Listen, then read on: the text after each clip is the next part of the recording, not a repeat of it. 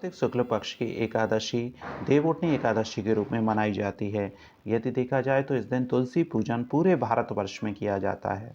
और यह भगवान 4 मास के बाद इसी दिन जागे थे और इसी दिन से मांगलिक कार्यों की शुरुआत हो जाती है। विवाह आदि मांगलिक कार्यों की शुरुआत हो जाती है और जो व्यक्ति एकादशी के दिन तुलसी पूजन करता है उसको अनंत गुणा पुण्यों की प्राप्ति होती है। और जो निसंतान दंपत्ति जिनको कोई संतान नहीं है वो इस दिन तुलसी विवाह करके कन्यादान कर सकते हैं, तो उनको कन्यादान के समान ही पुण्य की प्राप्ति होती है।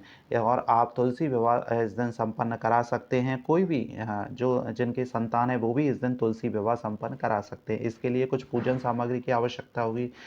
इसके लिए आप कलावा, लाल चुनरी, साड़ी, पीला चंदन, पुष्पमाला और नैवेद्य के लिए आप कुछ बर्फ़ी वगैरह कुछ भी जो भी आप रखना चाहे वो रख सकते हैं। कपूर, सुपारी, नारियल और दक्षिणा की आवश्यकता होगी। घर के सभी सदस्य पहले आप सभी तैयार हो जाएं उसके लिए नहा धो करके, और आप कभी भी इसको संपन्न करवा सकते हैं। दोपहर बाद या दोपहर में या शाम को आप इसको संपन्न करवा सकते हैं।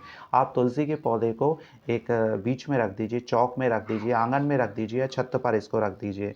उसके पश्चात आप इसको मंडप को आप सजा दीजिए अच्छी तरह, जैसे विवाह का मंडप सजाया जाता है। और उसके पश्चात तुलसी जी को लाल चुनरी आप जो भी है वो आप उड़ा दीजिए, और उनको साड़ी भी उड़ा सकते हैं। और सभी सुहाग की जो सामग्री है वो आप तुलसी जी पर चढ़ा दीजिए और तुलसी के गमले में ही सालिग्राम जी को विराजमान कर दीजिए। उसके पश्चात सबसे पहले गणेश जी का पूजन करके उनको चंदन लगाइए और उनको नैवेद्य कुछ भी आप जो भी है मिष्ठान सामग्री वो आप गणेश जी को सब चढ़ा सकते हैं और उनको जल के छींटे दे दीजिए। उसके पश्चात आपको सालिग्राम जी का, और इसके पश्चात यदि आप चाहें तो नवग्रह और षोडश मात्रा का भी पूजन कर सकते हैं। और नहीं तो आप फिर सालिग्राम जी का पूजन कीजिए, उनको चंदन लगाइए और उनको मिष्ठान सामग्री चढ़ा दीजिए। और उसके पश्चात तुलसी जी का भी आप वही पूजन करके और मिष्ठान सामग्री चढ़ाइए। और उसके यहाँ पर विशेषकर ये बात ध्यान में रखनी है कि आपको चावल का प्रयोग नहीं करना है। और तुलसी के उसके पश्चात सालिग्राम जी की मूर्ति को हाथ में लेकर के और तुलसी जी की 7 परिक्रमा करवानी है। आप धीरे धीरे आराम से, जैसे एक विवाह फेरे कराए जाते हैं उसी तरह आप 7 परिक्रमा करवाएं।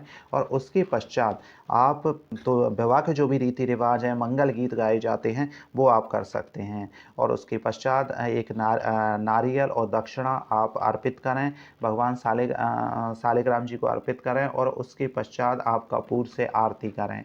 वहाँ पर यदि देखा जाए तो आप दक्षिणा भी उनको अर्पित करें। और यह सभी जो सामग्री है जो आपने चढ़ाई है वो आप किसी मंदिर में दान कर सकते हैं या किसी पेड़ के नीचे अर्पित कर सकते हैं। धन्यवाद।